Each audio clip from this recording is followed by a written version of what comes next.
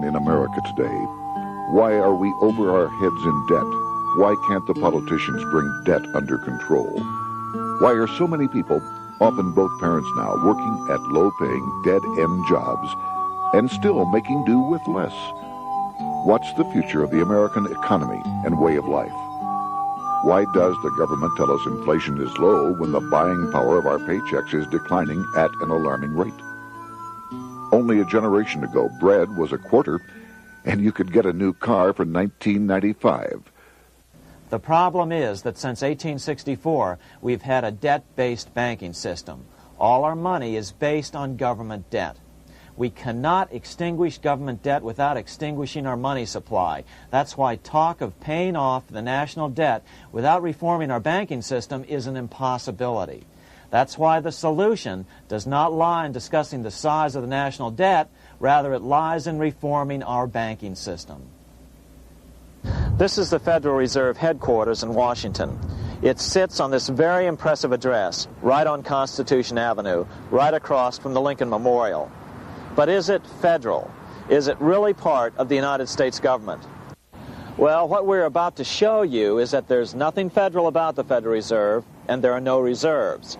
The name is a deception created back before the Federal Reserve Act was passed in 1913 to make Americans think that America's central bank operates in the public interest. The truth is that the Federal Reserve is a private bank owned by private stockholders and run purely for their private profit. That's exactly correct. The Fed is a privately owned for-profit corporation which, again, has no reserves, at least no reserves available to back up the Federal Reserve notes, which is our common currency. Oh, absolutely. The Federal Reserve is neither federal and has doubtful reserves. It's a private bank that is owned by member banks. And it was chartered under the guise of deceit by an act of Congress in 1913. If there's still any doubt whether the Federal Reserve is a part of the U.S. government, check your local telephone book. In most cities, it is not listed in the blue government pages. It is listed in the business white pages right next to Federal Express, another private company. But more directly, U.S. courts have ruled time and time again that the Fed is a private corporation. Why can't Congress do something about the Fed? Most members of Congress just don't understand the system, and the few who do are afraid to speak up. For example, initially a veteran congressman from Chicago asked us if he could be interviewed for this video. However, both times our camera crew arrived at his office to do the interview, this was all we were able to film. The congressman never appeared, and eventually decided he no longer wanted to participate. But a few others in Congress have been bolder over the years. Here are 3 quick examples. In 1923, Representative Charles A. Lindbergh, a Republican from Minnesota, and father of the famed aviator Lucky Lindy, put it this way: the financial system has been turned over to the Federal Reserve Board. That board administers the finance system by authority of a purely profiteering group. The system is private, conducted for the sole purpose of obtaining the greatest possible profits from the use of other people's money. One of the most outspoken critics in Congress of the Fed was the former chairman of the House Banking and Currency Committee during the Great Depression years. Lewis T. McFadden, Republican of Pennsylvania, said in 1932, "We have in this country one of the most corrupt institutions the world has ever known. I refer to the Federal Reserve Board. This evil institution has impoverished the people of the United States and has practically bankrupted our government. It has done this through the corrupt practices of the moneyed vultures who control it." Senator Barry Goldwater was a frequent critic of the Fed. Most Americans have no real understanding of the operation of the international moneylenders. The accounts of the Federal Reserve System have never been audited. It operates outside the control of Congress and manipulates the credit of the United States. The Federal Reserve really, even though it is not part of the federal government, It is more powerful than the federal government. It's more powerful than the president, the Congress, and the courts. Now, a lot of people challenge me on that, but let me prove my case. The Federal Reserve determines what the average person's car payment is going to be, what their house payment is going to be, and whether they have a job or not. And I submit to you that that's total control. And the Federal Reserve is the largest single creditor of the United States government. What does Proverbs tell us? The borrower is servant to the lender. What one has to understand is that from the day the Constitution was adopted right up to today, the folks who profit from privately owned central banks, as Madison called them, the money changers, have fought a running battle for control over who gets to print America's money. Why is who prints the money so important? Think of money as just another commodity. If you have a monopoly on a commodity that everyone needs, everyone wants, and nobody has enough of, there are lots of ways to make a profit, and also exert tremendous political influence. That's what this battle is all about. Throughout the history of the United States, the money power has gone back and forth between Congress and some sort of privately owned central bank. The Founding Fathers knew the evils of a privately owned central bank. First of all, they had seen how the privately owned British central bank, the Bank of England, had run up the British national debt to such an extent that Parliament had been forced to place unfair taxes on the American colonies. In fact, as we'll see later, Ben Franklin claimed that this was the real cause of the American Revolution. Most of the Founding Fathers realized the potential dangers of banking and feared bankers' accumulation of wealth and power. Jefferson put it this way: I sincerely believe that banking institutions are more dangerous to our liberties than standing armies. The issuing power should be taken from the banks and restored to the people to whom it properly belongs. That succinct statement of Jefferson is, in fact, the solution to all our economic problems today. It bears repeating. The issuing power should be taken from the banks and restored to the people to whom it properly belongs. James Madison, the main author of the Constitution, agreed. Interestingly, he called those behind the central bank scheme money changers. Madison strongly criticized their actions. History records that the money changers have used every form of abuse, intrigue, deceit, and violent means possible to maintain their control over governments by controlling money and its issuance. The battle over who gets to issue our money has been the pivotal issue throughout the history of the United States. Wars are fought over it, depressions are caused to acquire it. Yet after World War I, this battle was rarely mentioned in newspapers or history books. Why? By World War I, the money changers, with their dominant wealth, had seized control of most of the nation's press. Throughout U.S. history, this battle over who gets the power to issue our money has raged. In fact, it's changed hands back and forth 8 times since 1764, yet this fact has virtually vanished from public view for over 3 generations behind a smokescreen emitted by Fed cheerleaders in the media. Until we stop talking about deficits and government spending and start talking about who controls how much money we have, it's all just a big shell game, a complete and utter deception. It won't matter if you pass an ironclad amendment to the Constitution mandating a balanced budget. Our situation is only going to get worse until we root out the cause at its source. What's the solution for our national problem? First of all, education. That's what this video presentation is all about. But secondly, we must act. We must take back the power to issue our own money. Issuing our own money is not a radical solution. I want to stress that. It's the same solution used at different points in U.S. history by men like Benjamin Franklin, Thomas Jefferson, Andrew Jackson, Martin Van Buren, and Abraham Lincoln. So, to sum it up, in 1913, Congress gave an independent central bank deceptively named the Federal Reserve, a monopoly over issuing America's money, and the debt generated by this quasi-private corporation is what is killing the American economy. Though the Federal Reserve is now the most powerful central bank in the world, it was not the first. So where did this idea come from? To really understand the magnitude of the problem, we have to travel back to Europe. Just who are these money changers James Madison spoke of? In the Bible, 2,000 years ago, Jesus drove the money changers from the temple. It was the only time Jesus used force during his ministry. What were money changers doing in the temple?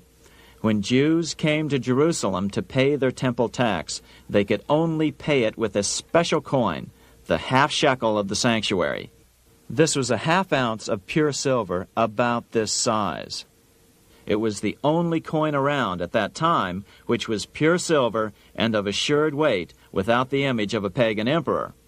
Therefore, to Jews, the half shekel was the only coin acceptable to God. But these coins were not plentiful. The money changers had cornered the market on them. Then they raised the price, just like any other commodity, to whatever the market would bear. In other words, money changers were making exorbitant profits because they held a virtual monopoly on money. The Jews had to pay whatever they demanded. To Jesus, this totally violated the sanctity of God's house.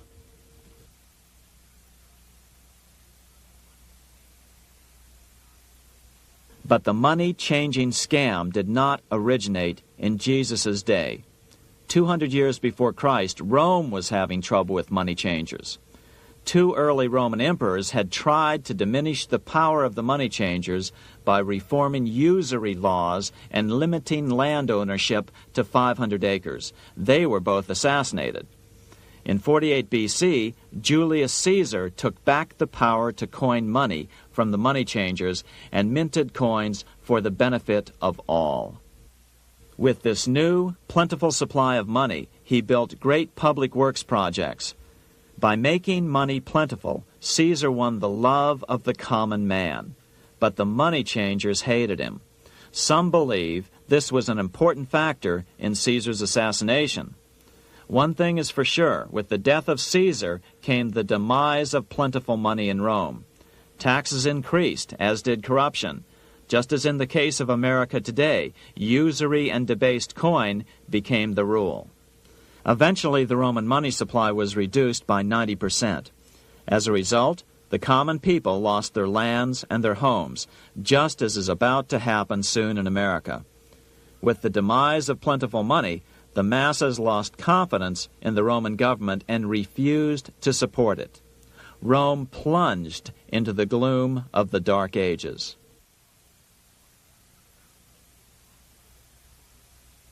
A 1,000 years after the death of Christ, money changers, those who loan out and manipulate the quantity of money, were active in medieval England. In fact, they were so active that acting together, they could manipulate the entire English economy. These were not bankers per se. The money changers generally were the goldsmiths. They were the first bankers because they started keeping other people's gold for safekeeping in their vaults. The first paper money was merely a receipt for gold left at the goldsmith. Paper money caught on because it was more convenient than carrying around a lot of heavy gold and silver coins. Eventually, goldsmiths noticed that only a small fraction of the depositors ever came in and demanded their gold at any one time. Goldsmiths started cheating on the system. They discovered that they could print more money than they had gold, and usually no one would be the wiser. Then they could loan out this extra money and collect interest on it. This was the birth of fractional reserve banking. That is, loaning out many times more money than you have assets on deposit. So, if $1,000 in gold were deposited with them, they could loan out about $10,000 in paper money and draw interest payments on it, and no one would ever discover the deception. By this means, goldsmiths gradually accumulated more and more wealth and used this wealth to accumulate more and more gold. Today, this practice of loaning out more money than there are reserves is known as fractional reserve banking. Every bank in the United States is allowed to loan out at least 10 times more money than they actually have. That's why they get rich on charging, let's say, 8% interest. It's not really 8% per year, which is their income. It's 80%. That's why bank buildings are always the largest in town. But does that mean that all interest or all banking should be illegal? Hardly. In the Middle Ages, canon law, the law of the Catholic Church, forbade charging interest on loans. This concept followed the teachings of Aristotle and St. Thomas Aquinas.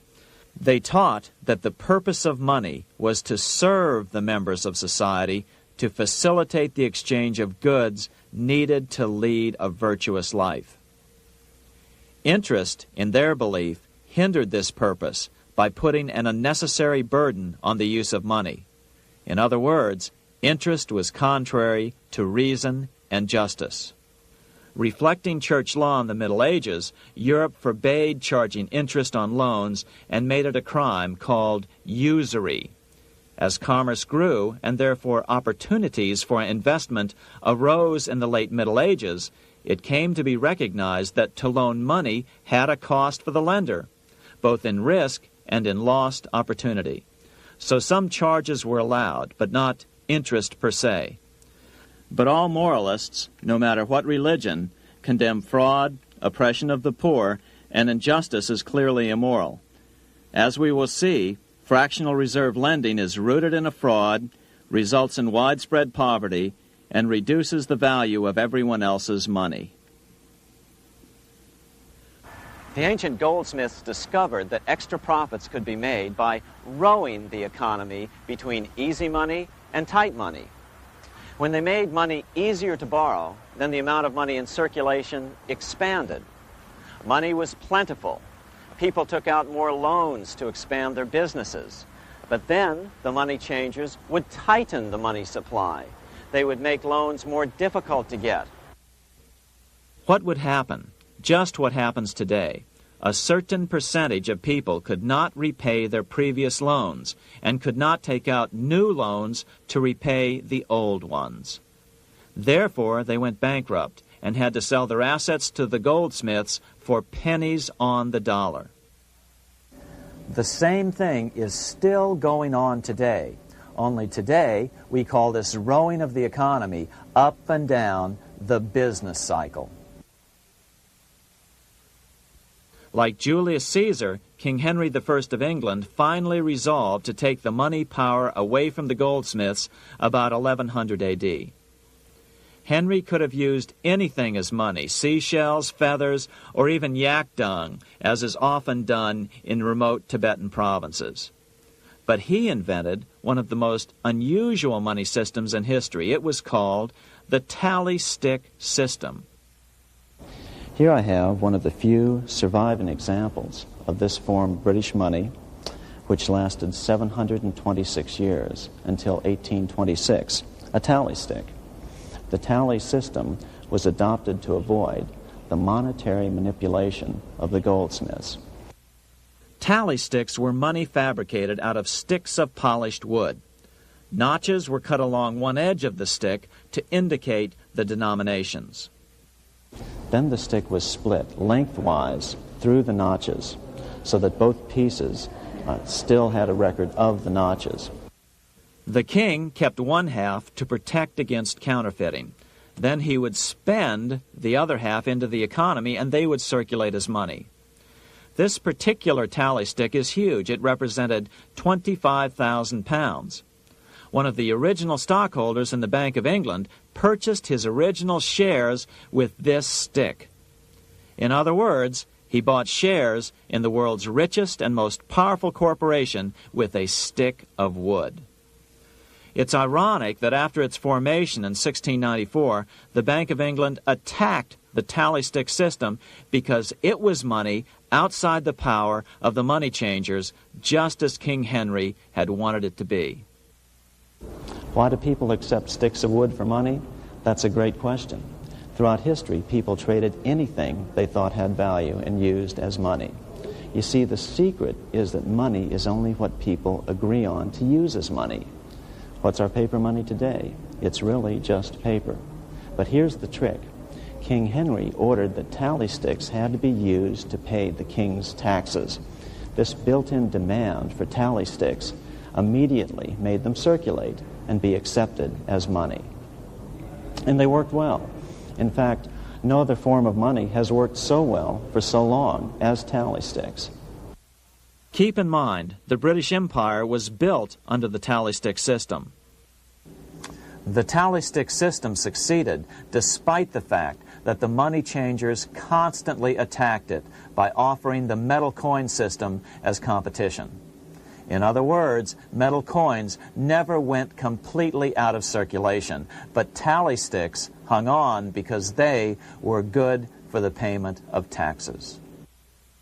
Finally, in the 1500s, King Henry VIII relaxed the laws concerning usury, and the money changers wasted no time reasserting themselves. They quickly made their gold and silver money plentiful for a few decades. But when Queen Mary took the throne and tightened the usury laws again, the money changers renewed the hoarding of gold and silver coins, forcing the economy to plummet. When Queen Mary's sister, Queen Elizabeth I, took the throne, she was determined to regain control over English money.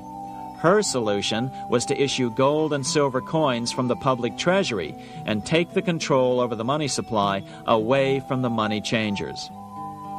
Although control over money was not the only cause of the English Revolution in 1642, religious differences fueled the conflict. Monetary policy played a major role. Financed by the money changers, Oliver Cromwell finally overthrew King Charles, purged the Parliament, and put the king to death. The money changers were immediately allowed to consolidate their financial power. The result was that for the next 50 years, the money changers plunged Great Britain into a series of costly wars. They took over a square mile of property in the center of London, known as the City of London. This area today is still known as one of the 3 predominant financial centers of the world. Conflicts with the Stuart kings led the money changers in England to combine with those in the Netherlands to finance the invasion of William of Orange, who overthrew the Stuarts in 1688 and took the English throne.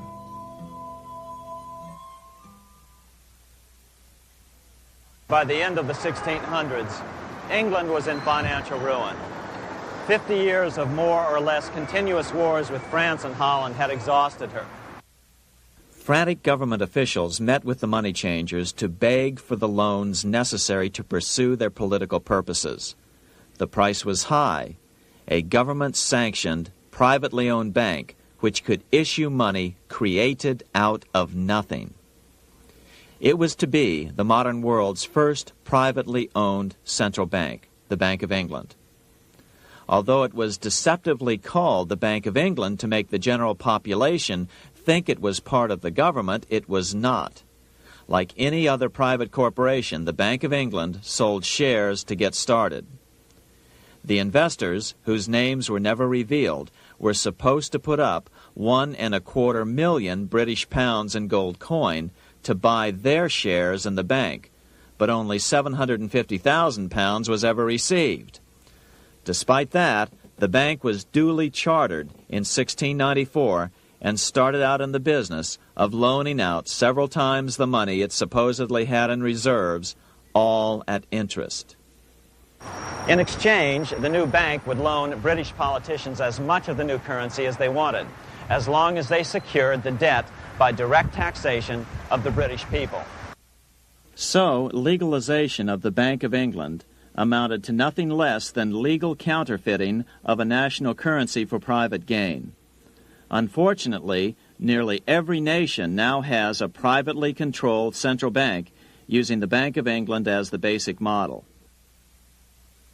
Such is the power of these central banks that they soon take total control over a nation's economy. It soon amounts to nothing but a plutocracy, ruled by the rich. It would be like putting control of the army in the hands of the mafia. The danger of tyranny would be extreme. Yes, we need central banks. No, we do not need them in private hands. The central bank scam is really a hidden tax. The nation sells bonds to the central bank to pay for things it does not have the political will to raise taxes to pay for. But the bonds are purchased with money the central bank creates out of nothing. More money in circulation makes your money worth less. The government gets as much money as it needs, and the people pay for it in inflation. The beauty of the plan is that not one person in 1,000 can figure it out because it's usually hidden behind complex-sounding economics gibberish. With the formation of the Bank of England, the nation was soon awash in money. Prices throughout the country doubled. Massive loans were granted for just about any wild scheme. One venture proposed to drain the Red Sea to recover gold supposedly lost when the Egyptian army drowned pursuing Moses and the Israelites. By 1698, government debt grew from the initial £1.25 million to £16 million. Naturally, taxes were increased and then increased again to pay for all of this. With the British money supply firmly in their grip, the British economy began a wild roller coaster series of booms and depressions, exactly the sort of thing a central bank claims it is determined to prevent. There are two things which I think are intrinsic not just to the Bank of England but to central banking generally. The first is an involvement in the formulation of monetary policy with the specific objective of achieving monetary stability. However, since the Bank of England took control, the British pound has rarely been stable. Now let's take a look at the role of the Rothschild family, the family said to be the wealthiest in the world.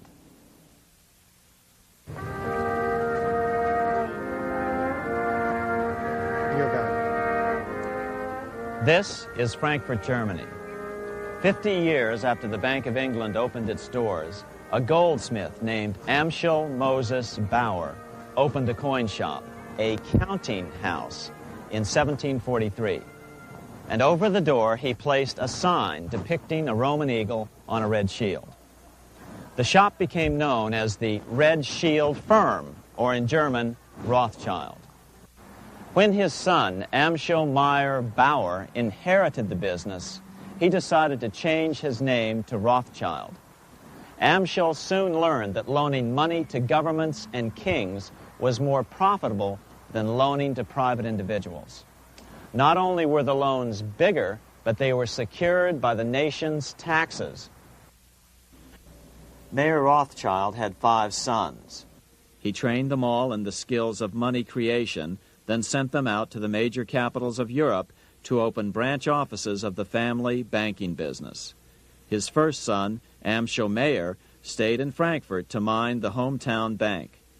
His second son, Solomon, was sent to Vienna. His third son, Nathan, was clearly the most clever. He was sent to London at age 21 in 1798, 100 years after the founding of the Bank of England.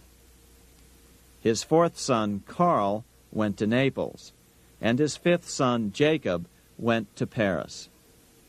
In 1785, Mayer Amschel moved his entire family to this larger house, a 5-story dwelling he shared with the Schiff family. This house was known as the Green Shield. The Rothschilds and the Schiffs would play a central role in the rest of European financial history and in that of the United States. The Rothschilds broke into dealings with European royalty here at Wilhelmshof, the palace of the wealthiest man in Germany, in fact, the wealthiest monarch in all Europe, Prince William of Hesse-Kassel. At first, the Rothschilds were only helping William speculate in precious coins. But when Napoleon chased Prince William into exile, he sent £550,000, a gigantic sum at that time, to Nathan Rothschild in London with instructions for him to buy consols, British government bonds, also called government stock. But Rothschild used the money for his own purposes. With Napoleon on the loose, the opportunities of wartime investments were nearly limitless. William returned here sometime prior to the Battle of Waterloo in 1815. He summoned Rothschild and demanded his money back. The Rothschilds returned William's money with the interest the British consuls would have paid him had the investment actually been made. But the Rothschilds kept all the past profits they had made using William's money. Nathan Rothschild later bragged that in the 17 years he'd been in England, he'd increased his original £20,000 stake given to him by his father by 2,500 times. By cooperating within the family, the Rothschilds soon grew unbelievably wealthy. By the mid-1800s, they dominated all European banking and were certainly the wealthiest family in the world. They financed Cecil Rhodes, making it possible for him to establish a monopoly over the diamond and gold fields of South Africa. In America, they financed the Harrimans and railroads, the Vanderbilts and railroads and the press, and Carnegie in the steel industry, among many others. In fact, during World War I, J.P. Morgan was thought to be the richest man in America. But after his death, it was discovered that he was actually only a lieutenant of the Rothschilds. Once Morgan's will was made public, it was discovered that he owned only 19% of J.P. Morgan companies. By 1850, James Rothschild, the heir of the French branch of the family, was said to be worth 600 million French francs, 150 million more than all the other bankers in France put together. He built this mansion called Ferrier, just east of Paris. Wilhelm I, on seeing it, exclaimed, "Kings couldn't afford this. It could only belong to a Rothschild." Another 19th century French commentator put it this way: "There is but one power in Europe, and that is Rothschild." There is no evidence that their predominant standing in European or world finance has changed. Now let's take a look at the results the Bank of England had produced on the British economy and how that later was the root cause of the American Revolution.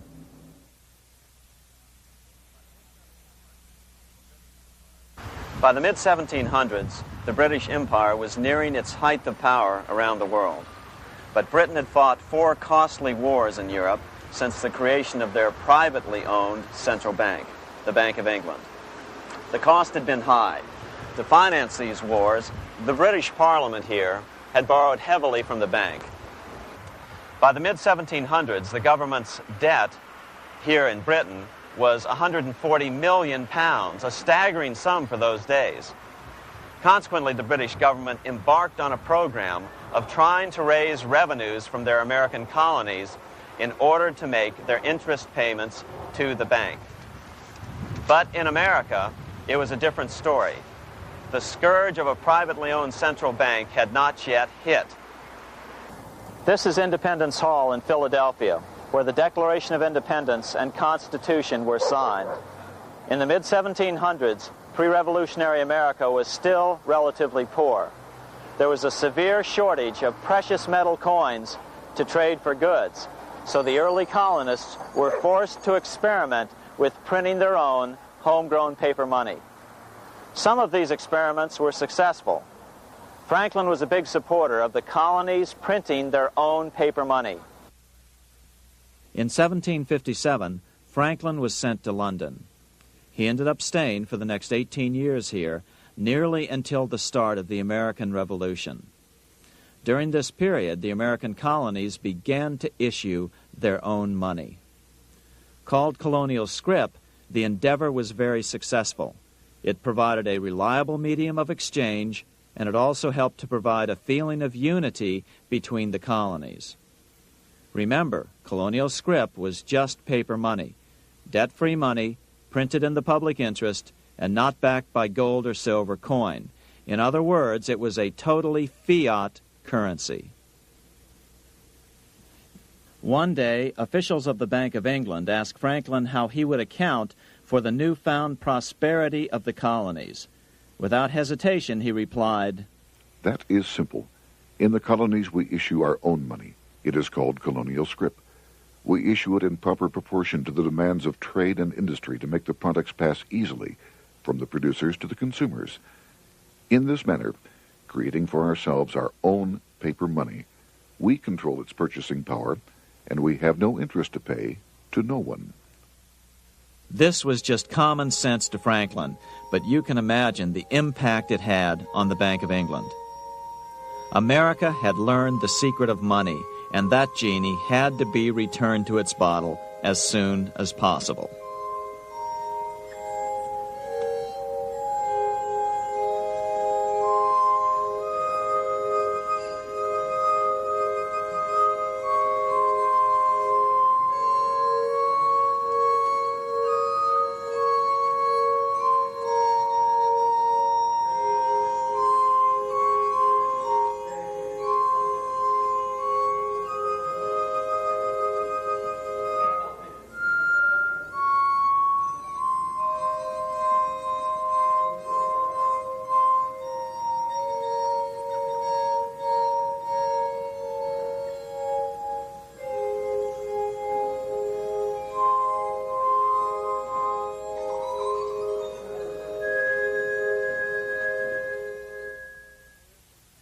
As a result, Parliament hurriedly passed the Currency Act of 1764.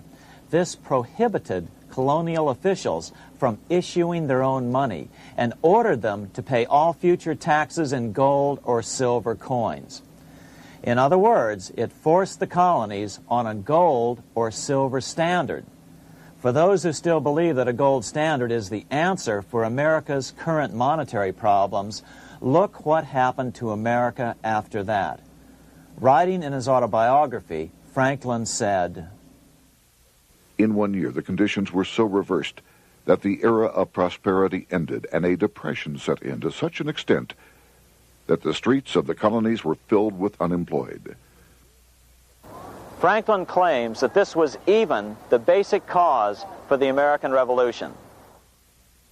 As Franklin put it in his autobiography, "The colonies would gladly have borne a little tax on tea and other matters had it not been that England took away from the colonies their money, which created unemployment and dissatisfaction.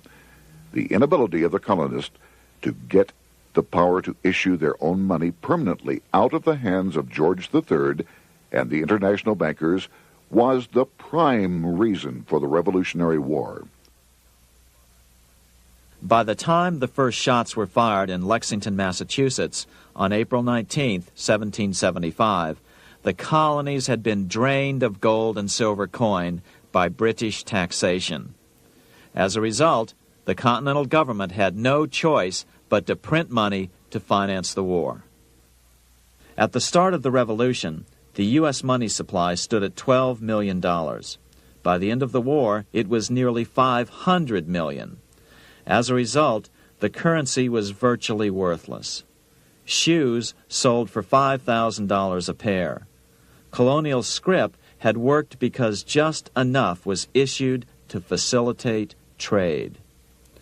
As George Washington lamented, "A wagon load of money will scarcely purchase a wagon load of provisions." Today, those who support a gold-backed currency point to this period during the Revolution to demonstrate the evils of a fiat currency. But remember, the same currency had worked so well 20 years earlier during times of peace that the Bank of England had Parliament outlaw it. Towards the end of the Revolution, the Continental Congress, meeting here at Independence Hall, grew desperate for money. In 1781, they allowed Robert Morris, their financial superintendent, to open a privately owned central bank. Incidentally, Morris was a wealthy man who had grown wealthier during the Revolution by trading in war materials. Called the Bank of North America, the new bank was closely modeled after the Bank of England. It was allowed to practice fractional reserve banking. That is, it could lend out money it didn't have, then charge interest on it. If you or I were to do that, we would be charged with fraud, a felony. The bank's charter called for private investors to put up $400,000 worth of initial capital. But when Morris was unable to raise the money, he brazenly used his political influence to have gold deposited in the bank, which had been loaned to America by France. He then loaned this money to himself and his friends to reinvest in shares of the bank. And, like the Bank of England, the bank was given a monopoly over the national currency. Soon the dangers became clear. The value of American currency continued to plummet. So, 4 years later, in 1785, the bank's charter was not renewed. The leader of the effort to kill the bank, William Findley of Pennsylvania, explained the problem this way, quote, "This institution, having no principle but that of avarice, will never be varied in its object, to engross all the wealth, power, and influence of the state." The men behind the Bank of North America, Alexander Hamilton, Robert Morris, and the bank's president, Thomas Whiling, did not give up. Only 6 years later, Hamilton, then Secretary of the Treasury, and his mentor, Morris, rammed a new privately owned central bank through the new Congress. Called the first bank of the United States, Thomas Whiling again served as the bank's president. The players were the same, only the name of the bank was changed.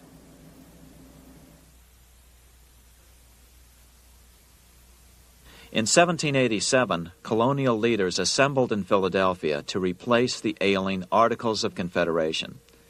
As we saw earlier, both Thomas Jefferson and James Madison were unalterably opposed to a privately owned central bank. They had seen the problems caused by the Bank of England. They wanted nothing of it. As Jefferson later put it, "If the American people ever allow private banks to control the issue of their currency, first by inflation, then by deflation, the banks and the corporations which grow up around them will deprive the people of all property until their children wake up homeless on the continent their fathers conquered." during the debate over the future monetary system, another one of the founding fathers, Gouverneur Morris, castigated the motivations of the owners of the Bank of North America. Gouverneur Morris headed the committee that wrote the final draft of the Constitution. Morris knew the motivations of the bank well. Along with his old boss, Robert Morris, Gouverneur Morris and Alexander Hamilton were the ones who had presented the original plan for the Bank of North America to the Continental Congress in the last year of the Revolution. In a letter he wrote to James Madison on July 2nd, 1787, Gouverneur Morris revealed what was really going on. "The rich will strive to establish their dominion and enslave the rest. They always did. They always will. They will have the same effect here as elsewhere if we do not, by the power of government, keep them in their proper spheres." Despite the defection of Gouverneur Morris from the ranks of the bank, Hamilton, Robert Morris, Thomas Whiling, and their European backers were not about to give up. They convinced the bulk of the delegates to the Constitutional Convention to not give Congress the power to issue paper money. Most of the delegates were still reeling from the wild inflation of the paper currency during the Revolution. They had forgotten how well colonial scrip had worked before the war. But the Bank of England had not. The money changers could not stand to have America printing her own money again. So the Constitution is silent on the matter. This grievous defect left the door wide open for the money changers, just as they had planned.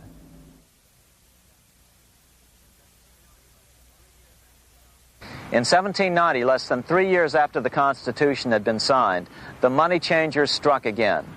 The newly appointed first Secretary of the Treasury, Alexander Hamilton, proposed a bill to the Congress calling for a new, privately owned central bank.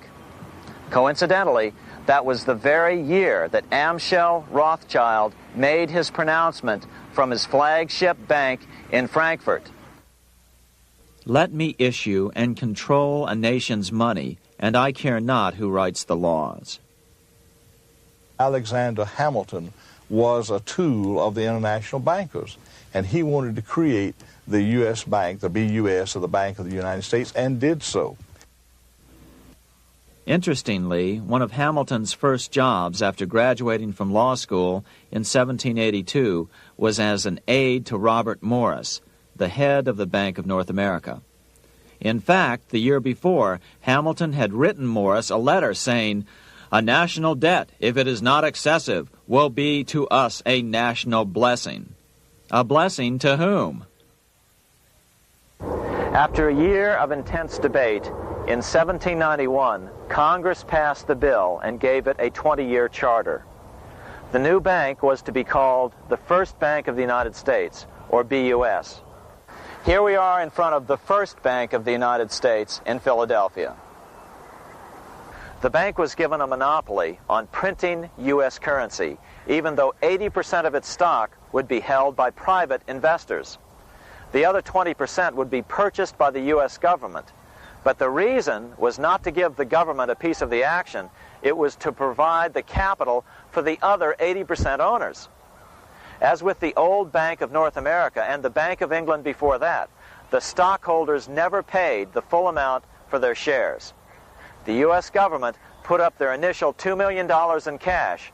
Then the bank, through the old magic of fractional reserve lending, made loans to its charter investors so they could come up with the remaining $8 million of capital needed for this risk-free investment. Like the Bank of England, the name of the Bank of the United States was deliberately chosen to hide the fact that it was privately controlled. And like the Bank of England, the names of the investors in the bank were never revealed. Many years later, it was a common saying that the Rothschilds were the power behind the old Bank of the United States. The bank was sold to Congress as a way to bring stability to the banking system and eliminate inflation. So what happened? Over the first 5 years, the U.S. government borrowed $8.2 million from the Bank of the United States. In the same 5-year period, prices rose by 72%. Jefferson, as the new Secretary of State, watched the borrowing with sadness and frustration, unable to stop it. I wish it were possible to obtain a single amendment to our Constitution, taking from the federal government the power of borrowing. Millions of Americans feel the same way today. They watch in helpless frustration as the federal government borrows the American economy into oblivion. So, although it was called the First Bank of the United States, it was not the first attempt at a privately owned central bank in this country. As with the Bank of North America, the government put up most of the cash to get this private bank going, then the bankers loaned the money to each other to buy the remaining stock in the bank. It was a scam, plain and simple, and they wouldn't be able to get away with it for long. But first, we have to travel back to Europe to see how a single man was able to manipulate the entire British economy by obtaining the first news of Napoleon's final defeat.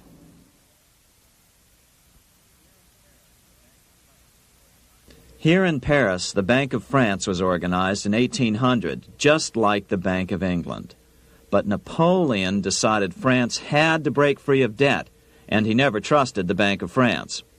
He declared that when a government is dependent upon bankers for money, the bankers, not the leaders of the government, are in control. The hand that gives is above the hand that takes. Money has no motherland. Financiers are without patriotism and without decency. Their sole object is gain. Back in America, unexpected help was about to arrive. In 1800, Thomas Jefferson narrowly defeated John Adams to become the third president of the United States. By 1803, Jefferson and Napoleon had struck a deal. The U.S. would give Napoleon $3 million in gold in exchange for a huge chunk of territory west of the Mississippi River, the Louisiana Purchase. With that $3 million, Napoleon quickly forged an army and set off across Europe, conquering everything in his path. But the Bank of England quickly rose to oppose him. They financed every nation in his path, reaping the enormous profits of war. Prussia, Austria, and finally Russia all went heavily into debt in a futile attempt to stop Napoleon. 4 years later, with the main French army in Russia, 30-year-old Nathan Rothschild, the head of the London office of the Rothschild family, personally took charge of a bold plan to smuggle a much-needed shipment of gold right through France to finance an attack by the Duke of Wellington from Spain. Nathan later bragged at a dinner party in London that it was the best business he'd ever done. Little did he know that he would do much better business in the near future. Wellington's attacks from the south and other defeats eventually forced Napoleon to abdicate, and Louis XVIII was crowned king. Napoleon was exiled to Elba, a tiny island off the coast of Italy, supposedly exiled from France forever.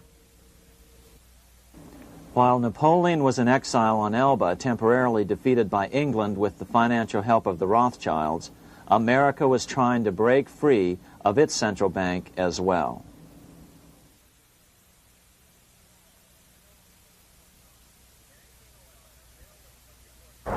In 1811, a bill was put before Congress to renew the charter of the Bank of the United States.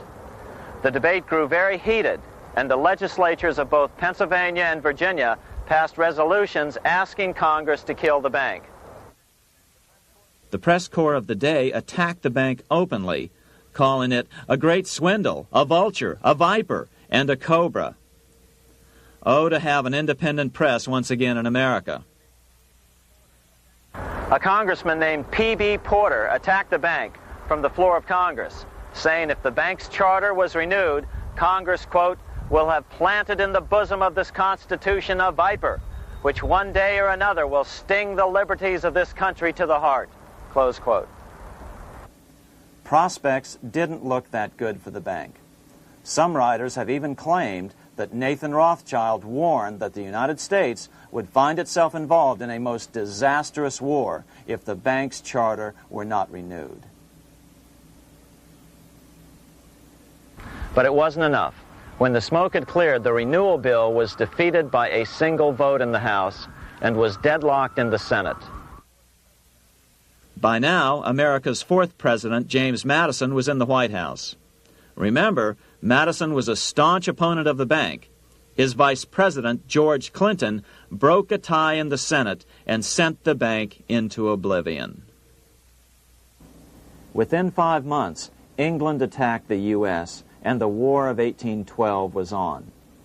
But the British were still busy fighting Napoleon, and so the War of 1812 ended in a draw in 1814.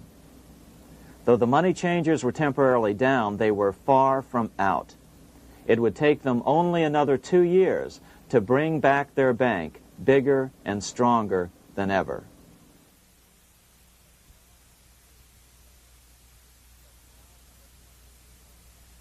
But now let's return to Napoleon, because nothing else in history more aptly demonstrates the ingenuity of the Rothschild family than their control of the British stock market after Waterloo. In 1815, a year after the end of the War of 1812 in America, Napoleon escaped his exile and returned to Paris. French troops were sent out to capture him, but such was his charisma that the soldiers rallied around their old leader and hailed him as their emperor once again. In March of 1815, Napoleon equipped an army which Britain's Duke of Wellington defeated less than 90 days later at Waterloo. Some writers claim Napoleon borrowed £5 million from the Bank of England to rearm, but it appears these funds actually came from the Ouvard banking house in Paris. Nevertheless, from about this point on, it was not unusual for privately controlled central banks to finance both sides in a war. Why would a central bank finance opposing sides in a war? Because war is the biggest debt generator of them all. A nation will borrow any amount for victory. The ultimate loser is loaned just enough to hold out the vain hope of victory, and the ultimate winner is given enough to win. Besides, such loans are usually conditioned upon the guarantee that the victor will honor the debts of the vanquished.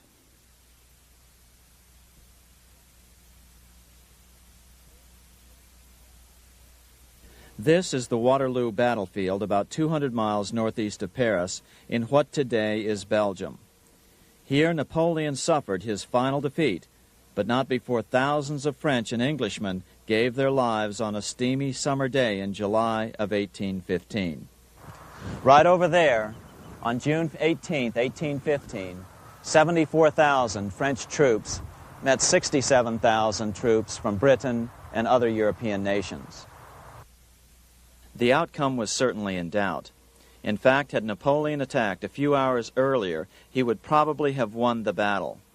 But no matter who won or lost, back in London, Nathan Rothschild planned to use the opportunity to try to seize control over the British stock and bond market and possibly even the Bank of England.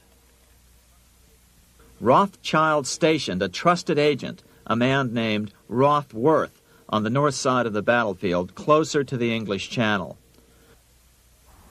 Once the battle had been decided, Rothworth took off for the Channel. He delivered the news to Nathan Rothschild a full 24 hours before Wellington's own courier.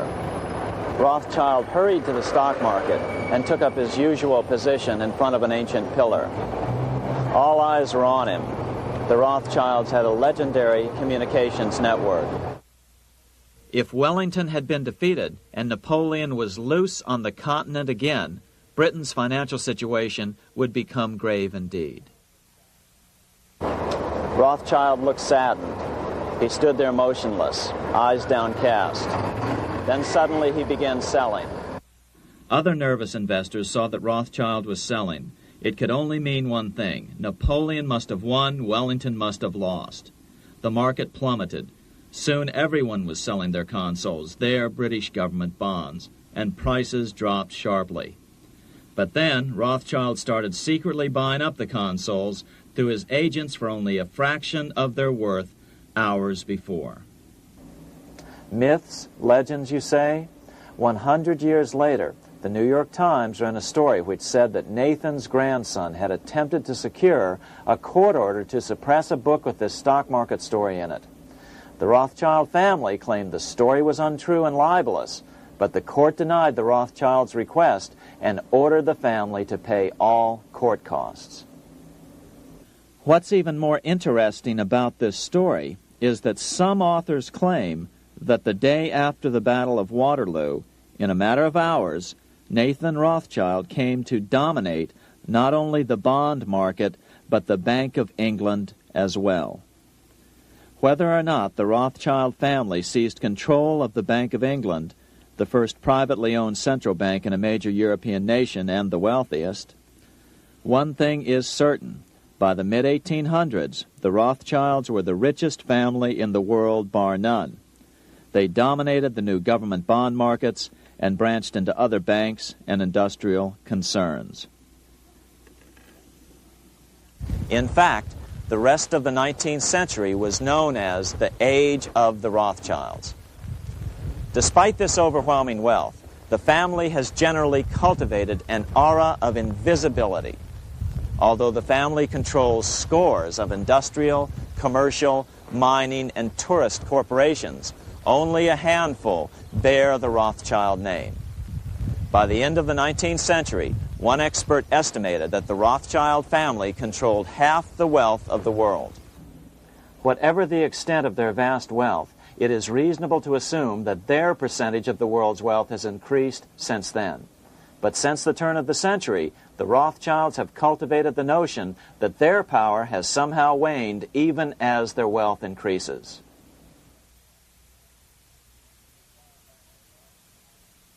Meanwhile, back in Washington in 1816, just 1 year after Waterloo and Rothschild's alleged takeover of the Bank of England, the American Congress passed a bill permitting yet another privately owned central bank.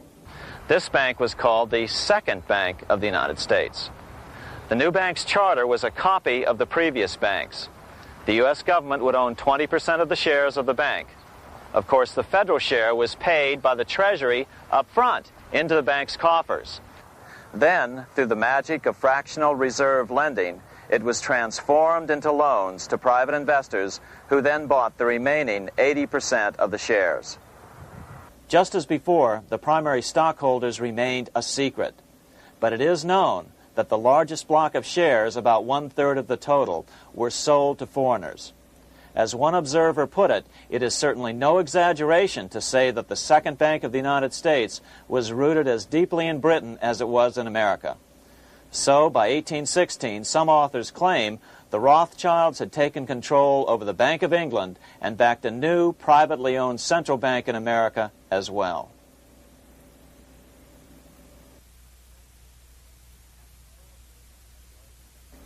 After 12 years of manipulations of the U.S. economy on the part of the Second Bank of the U.S., the American people had had just about enough.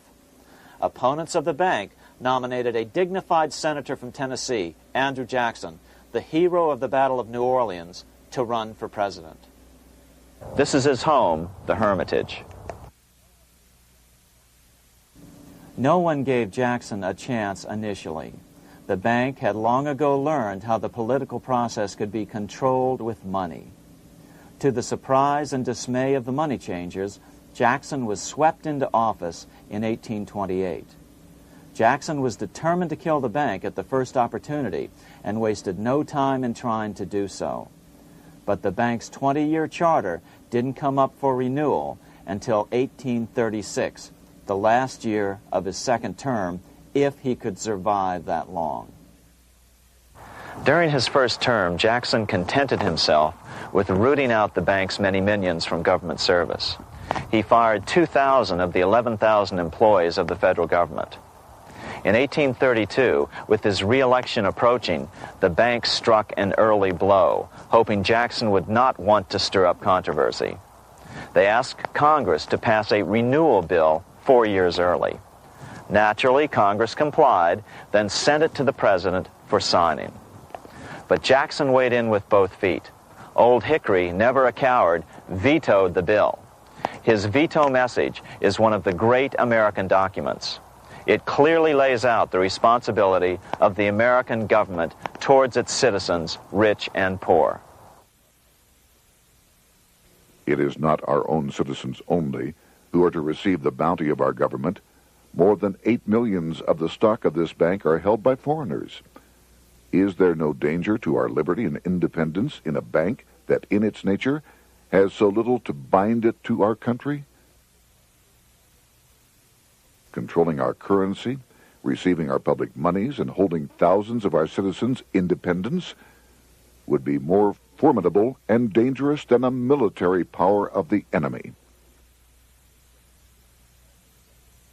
If government would confine itself to equal protection and, as heaven does its rains, shower its favor alike on the high and the low, the rich and the poor, it would be an unqualified blessing.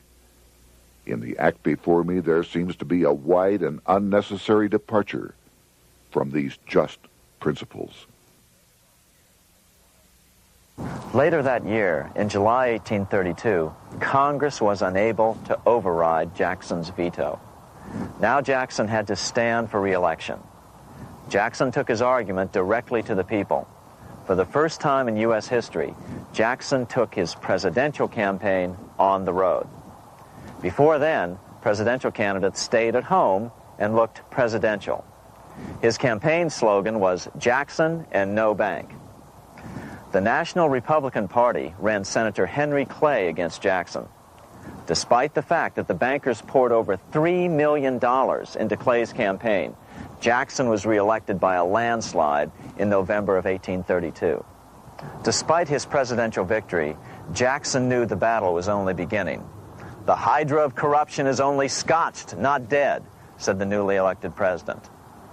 Jackson ordered his new Secretary of Treasury, Lewis McLean, to start removing the government's deposits from the second bank and start placing them in state banks. But McLean refused to do so. Jackson fired him and appointed William J. Duane as the new Secretary of the Treasury. Duane also refused to comply with the president's requests, and so Jackson fired him as well and then appointed Roger B. Taney to the office. Taney did withdraw government funds from the bank starting on October 1st, 1833. Jackson was jubilant. "I have it chained. I'm ready with screws to draw every tooth and then the stumps." But the bank was not yet done fighting. Its head, Nicholas Biddle, used his influence to get the Senate to reject Taney's nomination.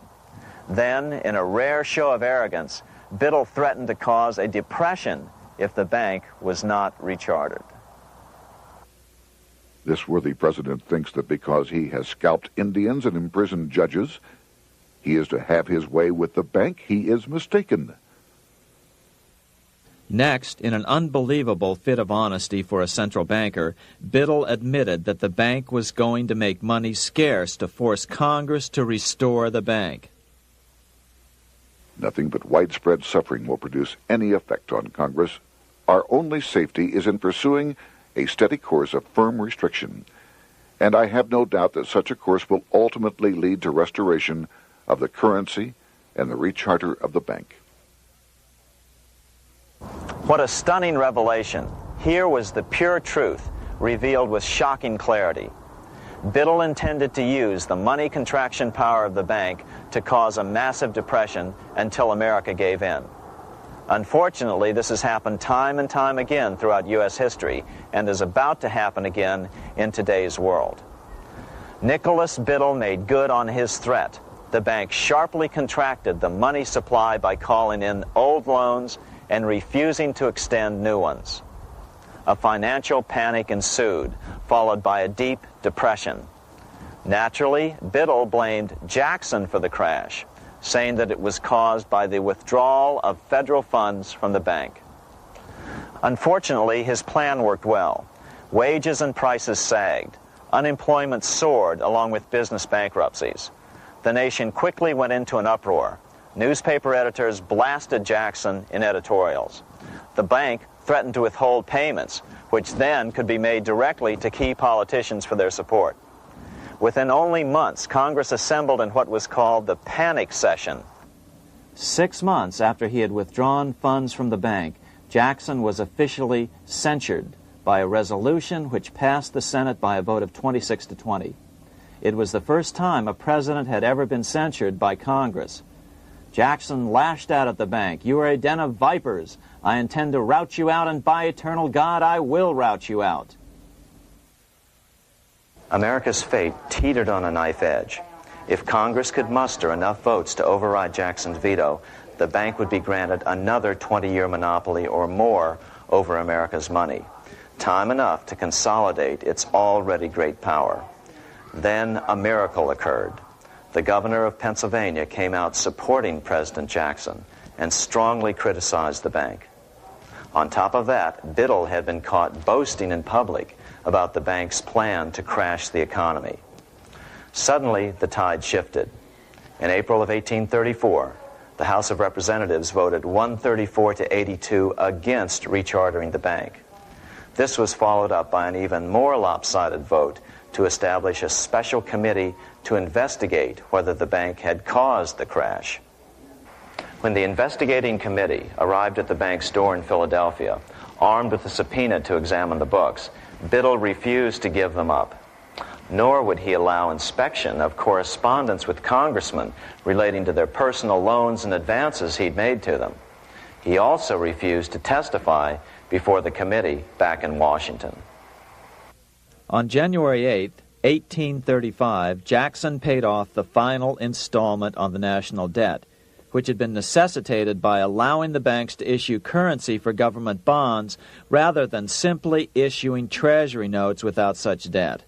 He was the only president to ever pay off the debt.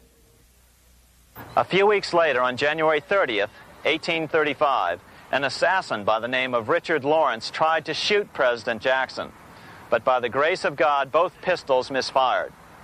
Lawrence was later found not guilty by reason of insanity. After his release, he bragged to friends that powerful people in Europe had put him up to the task and promised to protect him if he were caught. The following year, when its charter ran out, the Second Bank of the United States ceased functioning as the nation's central bank. Biddle was later arrested and charged with fraud. He was tried and acquitted, but died shortly thereafter while still tied up in civil suits. After his second term as president, Jackson retired here to the Hermitage outside of Nashville to live out his life. He is still remembered here for his determination to kill the bank. In fact, he killed it so well that it took the money changers 77 years to undo the damage. When asked what his most important accomplishment had been, Jackson replied, "I killed the bank." Unfortunately, even Jackson failed to grasp the entire picture and its root cause. Although Jackson had killed the central bank, the most insidious weapon of the money changers, fractional reserve banking, remained in use by the numerous state-chartered banks. This fueled economic instability in the years before the Civil War. Still, the central bankers were out, and as a result, America thrived as it expanded westward. During this time, the principal money changers struggled to regain their lost centralized power, but to no avail. Then, finally, they reverted to the old central bankers' formula: war to create debt and dependency. If they couldn't get their central bank any other way, America could be brought to its knees by plunging it into a civil war, just as they had done in 1812 after the first Bank of the United States was not rechartered. 1 month after the inauguration of Abraham Lincoln, the first shots of the American Civil War were fired here at Fort Sumter, South Carolina, on April 12, 1861. Certainly slavery was a cause for the Civil War, but not the primary cause. Lincoln knew that the economy of the South depended upon slavery, and so before the Civil War, he had no intention of eliminating it. Lincoln had put it this way in his inaugural address only 1 month earlier.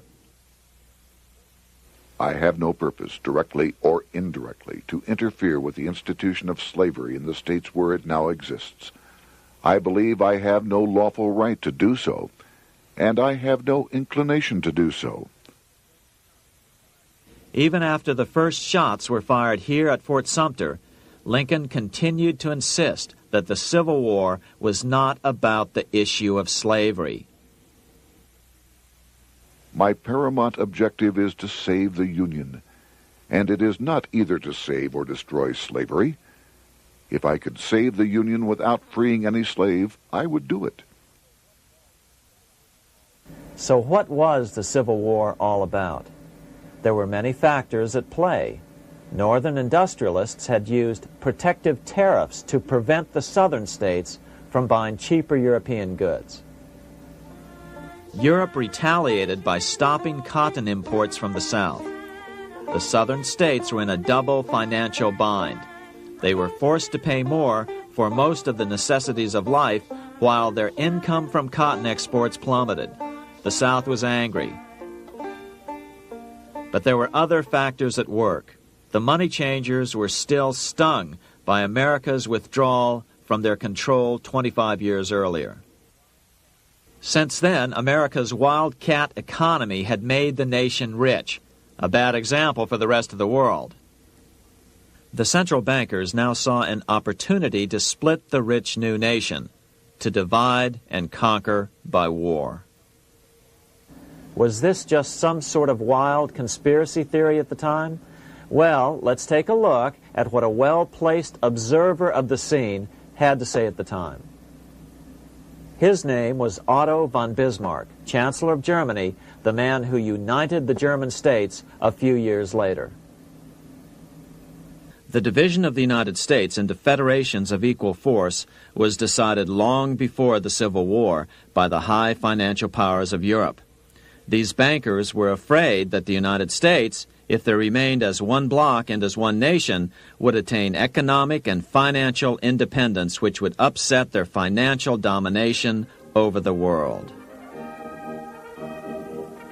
Within months after the first shots here at Fort Sumter, the central bankers loaned Napoleon III of France, the nephew of the Waterloo Napoleon, 210 million francs to seize Mexico and station troops along the southern border of the U.S., taking advantage of their war to violate the Monroe Doctrine and return Mexico to colonial rule. No matter what the outcome of the Civil War, a weakened America, heavily indebted to the money changers, would open up Central and South America once again to European colonization and domination. The very thing America's Monroe Doctrine had forbade in 1823. At the same time, Great Britain moved 11,000 troops into Canada and positioned them menacingly along America's northern border. The British fleet went to war alert should their quick intervention be called for. Lincoln knew he was in a double bind. That's why he agonized over the fate of the Union. There was a lot more to it than just differences between the North and the South. That's why his emphasis was always on union and not merely the defeat of the South. But Lincoln needed money to win. In 1861, Lincoln and his Secretary of Treasury, Salmon P. Chase, went to New York to apply for the necessary loans. The money changers, anxious to see the Union fail, offered loans at 24 to 36% interest. Lincoln said thanks, but no thanks, and returned to Washington. Lincoln sent for an old friend, Colonel Dick Taylor of Chicago, and put him on the problem of financing the war. During one meeting, Lincoln asked Taylor what he'd discovered. Taylor put it this way. Why, Lincoln, that is easy. Just get Congress to pass a bill authorizing the printing of full legal tender Treasury notes, and pay your soldiers with them, and go ahead and win your war with them also. When Lincoln asked if the people of the United States would accept the notes, Taylor said, "The people, or anyone else, will not have any choice in the matter if you make them full legal tender. They will have the full sanction of the government and be just as good as any money, as Congress is given that express right by the Constitution." So that's exactly what Lincoln did. In 1862-63, he printed up $450 million worth of the new bills. In order to distinguish them from other banknotes in circulation, he printed them in green ink on the back side. That's why the notes were called greenbacks. With this new money, Lincoln paid the troops and bought their supplies. During the course of the war, nearly $450 million worth of greenbacks were printed at no interest to the federal government. Lincoln understood who was really pulling the strings and what was at stake for the American people. This is how he explained his rationale. The government should create, issue, and circulate all the currency and credit needed to satisfy the spending power of the government and the buying power of consumers. The privilege of creating and issuing money is not only the supreme prerogative of government, but it is the government's greatest creative opportunity. By the adoption of these principles, the taxpayers will be saved immense sums of interest. Money will cease to be master and become the servant of humanity. A truly incredible editorial in the London Times explained the central bankers' attitude towards Lincoln's greenbacks. If this mischievous financial policy, which has its origins in North America, shall become indurated down to a fixture, then That government will furnish its own money without cost. It will pay off debts and be without debt. It will have all the money necessary to carry on its commerce. It will become prosperous without precedent in the history of the world. The brains and wealth of all countries will go to North America. That country must be destroyed, or it will destroy every monarchy on the globe. The scheme was effective, so effective that the next year, 1863, with Federal and Confederate troops beginning to mass for the decisive battle of the Civil War, and the Treasury in need of further congressional authority to issue more greenbacks, Lincoln allowed the bankers to push through the National Bank Act. These new national banks would operate under a virtual tax-free status and collectively had the exclusive monopoly power to create the new form of money, banknotes. Though greenbacks continued to circulate, their numbers were not increased. But most importantly, from this point on, the entire U.S. money supply would be created out of debt by bankers buying U.S. government bonds and issuing them for reserves for banknotes.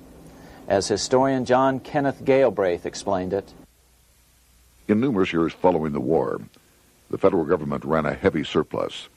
It could not, however, pay off its debt, retire its securities, because to do so meant there would be no bonds to back the national banknotes. To pay off the debt was to destroy the money supply. Later in 1863, Lincoln got some unexpected help from Tsar Alexander II of Russia.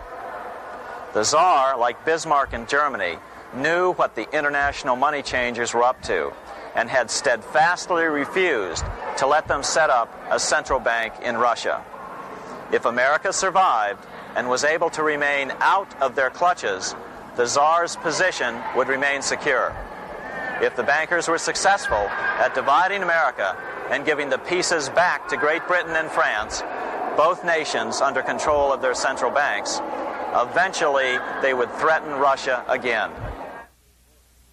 So the Tsar gave orders that if either England or France actively intervened and gave aid to the South, Russia would consider such action as a declaration of war.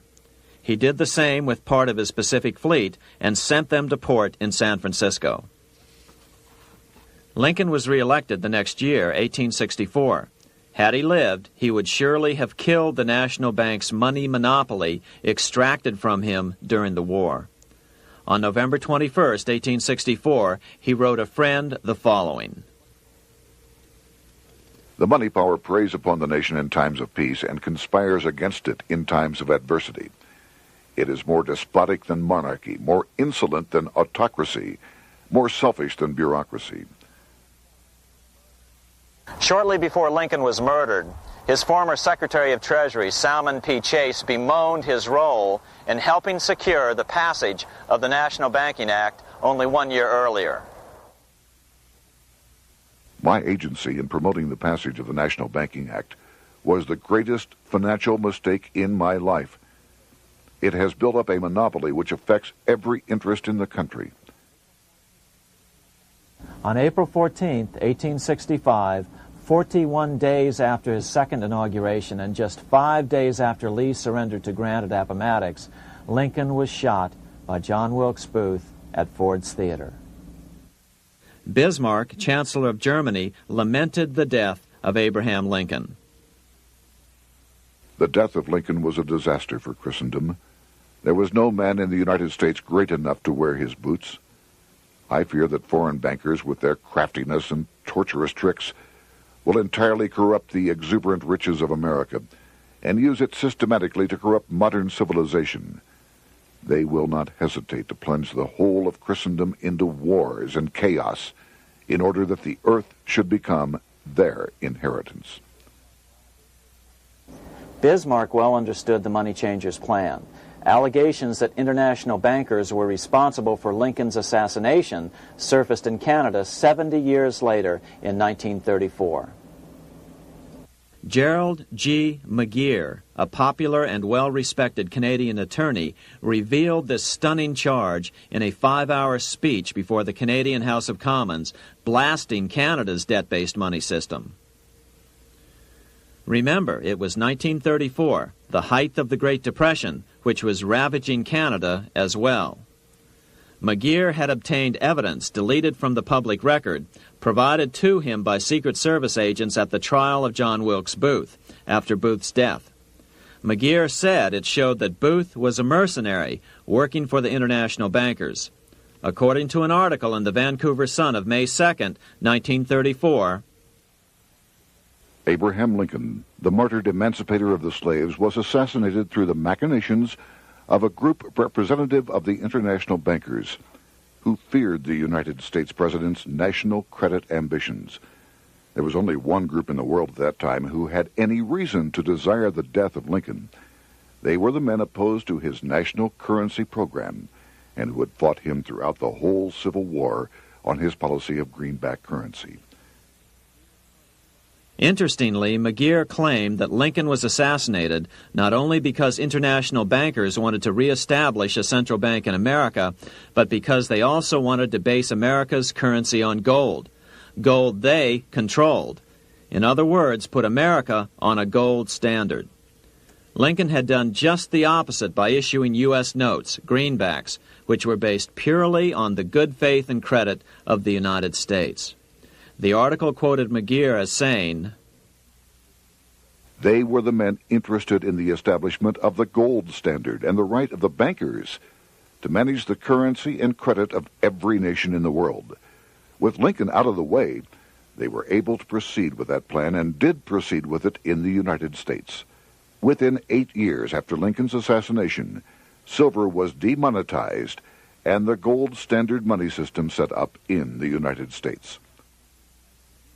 Not since Lincoln has the U.S. issued debt-free United States notes. These red-sealed bills, which were issued in 1963, were not a new issue from President Kennedy, but merely the old greenbacks reissued year after year. In another act of folly and ignorance, the 1994 Regal Act actually authorized the replacement of Lincoln's greenbacks with debt-based notes. In other words, greenbacks were in circulation in the United States until 1994. Why was silver bad for the bankers and gold good? Simple. Because silver was plentiful in the United States. It was very hard to control. Gold was, and always has been, scarce. Throughout history, it has been relatively easy to monopolize gold, but silver has historically been 15 times more plentiful. With Lincoln out of the way, the money changers' next objective was to gain complete control over America's money. This was no easy task. With the opening of the American West, silver had been discovered in huge quantities. On top of that, Lincoln's greenbacks were generally popular. Despite the European central bankers' deliberate attacks on greenbacks, they continued to circulate in the United States, in fact, until a few years ago.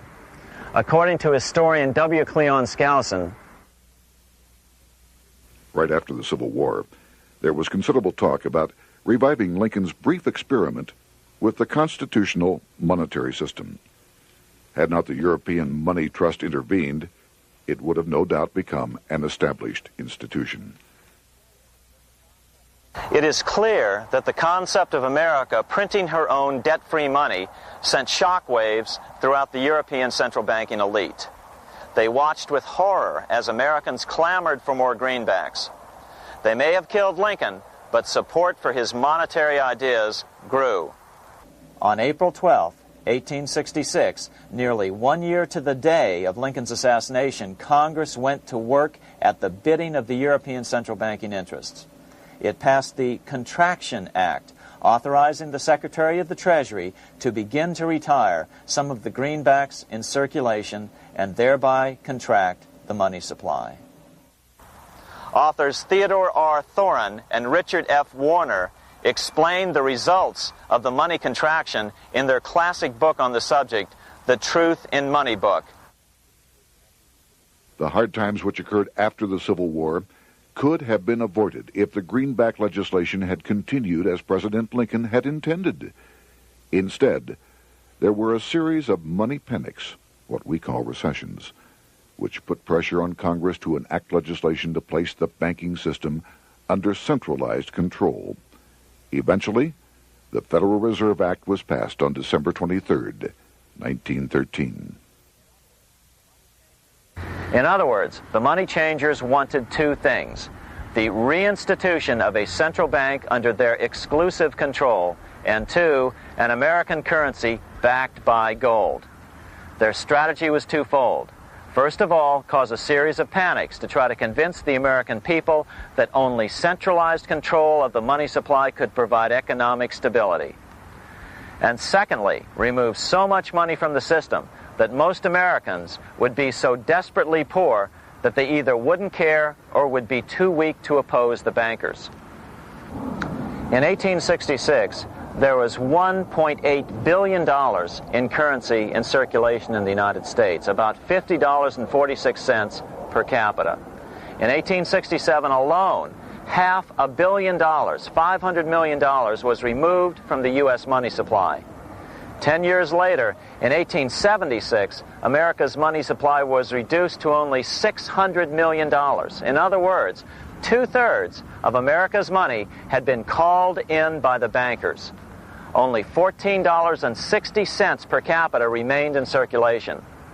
10 years later, the money supply had been reduced to only $400 million, even though the population had boomed. The result was that only $6.67 per capita remained in circulation, a 760% loss in buying power over 20 years. Today, economists try to sell the idea that recessions and depressions are a natural part of something they call the business cycle. The truth is, our money supply is manipulated now just as it was before and after the Civil War. How did this happen? How did money become so scarce? Simple. Bank loans were called in and no new ones were given. In addition, silver coins were melted down. In 1872, a man named Ernest Sed was given 100,000 pounds, about $500,000, by the Bank of England and sent to America to bribe necessary congressmen to get silver demonetized. He was told that if that was not sufficient, to draw an additional 100,000 pounds or as much more as was necessary. The next year, Congress passed the Coinage Act of 1873, and the minting of silver dollars abruptly stopped. In fact, Representative Samuel Hooper, who introduced the bill in the House, acknowledged that Mr. Sed actually drafted the legislation. But it gets even worse than that. In 1874, Sed himself admitted who was behind the scheme. I went to America in the winter of 1872-73, authorized to secure, if I could, the passage of a bill demonetizing silver. It was in the interest of those I represented, the governors of the Bank of England, to have it done. By 1873, gold coins were the only form of coin money. But the contest over control of America's money was not yet over. Only 3 years later, in 1876, with 1/3 of America's workforce unemployed, the population was growing restless. People were clamoring for a return to the greenback money system of President Lincoln, or a return to silver money, anything that would make money more plentiful. That year, Congress created the United States Silver Commission to study the problem. Their report clearly blamed the monetary contraction on the national bankers. The report is interesting because it compares the deliberate money contraction by the national bankers after the Civil War to the fall of the Roman Empire. The disaster of the Dark Ages was caused by decreasing money and falling prices. Without money, civilization could not have had a beginning, and with a diminishing supply, it must languish and, unless relieved, finally perish. At the Christian era, the metallic money of the Roman Empire amounted to $1,800,000,000. By the end of the 15th century, it had shrunk to less than $200 million. History records no other such disastrous transition as that from the Roman Empire to the Dark Ages.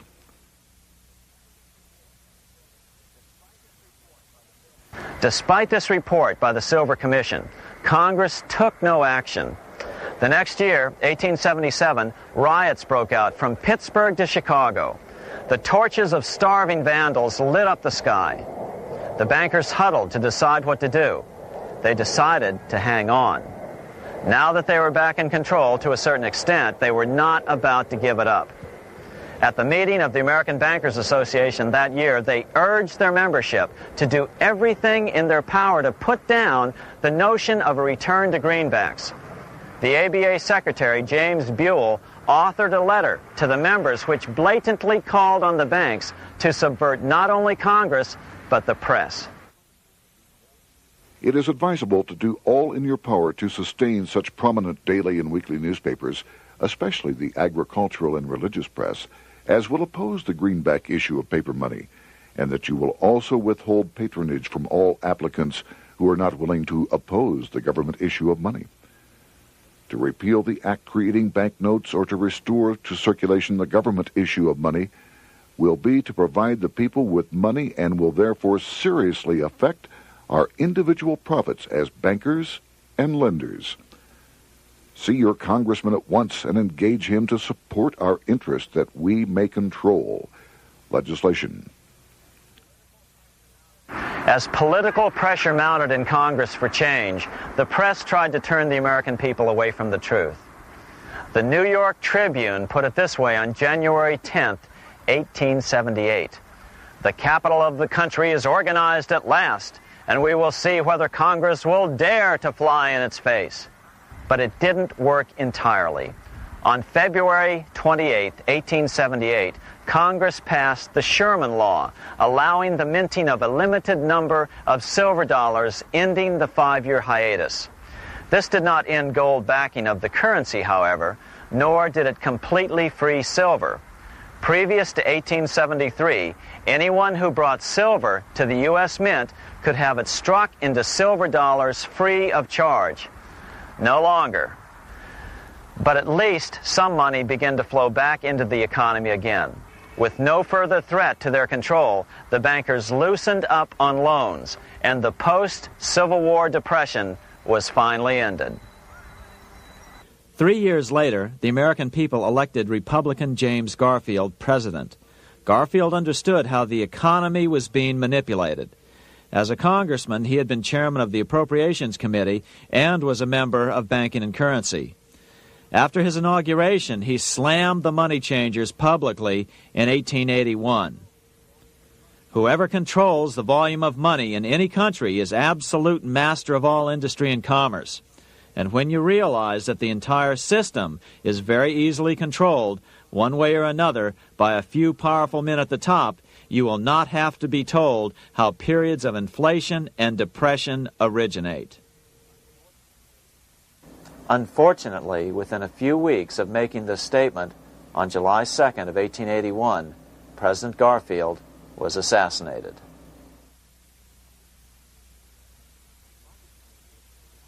The money changers were gathering strength fast. They began a periodic fleecing of the flock, as they called it, by creating economic booms followed by further depressions so they could buy up thousands of homes and farms for pennies on the dollar. In 1891, the money changers prepared to take the American economy down again, and their methods and motives were laid out with shocking clarity in a memo sent out by the American Bankers Association, the ABA, an organization in which most bankers were members. Notice that this memo called for bankers to create a depression on a certain date 3 years in the future. According to the congressional record, here's how it read in part.